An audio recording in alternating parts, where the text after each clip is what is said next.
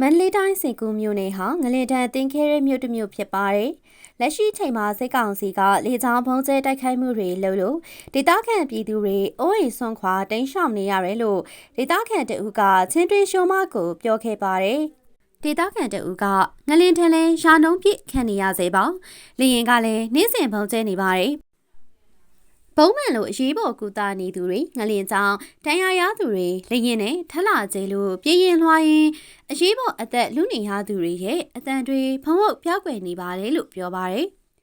စစ်ကောင်စီတပ်ဟာစင်ကူးမြို့ကိုမတ်လ30အတွင်းမှာဘုံကျဲတိုက်ခိုက်မှု၄ချိန်ပြုလုပ်ခဲ့ပါတယ်။မတ်လ28ရက်နေ့အင်အားပြင်းစကိုင်းငလင်လောက်ခတ်ခဲ့ပြီးနောက်ပိုင်းမှာလည်းစစ်ကောင်စီတပ်ကဘုံကျဲတိုက်ခိုက်မှုတွေရပ်မသွားပဲဒီကနေ့အထိဆက်လုပ်နေဆဲဖြစ်ပါတယ်။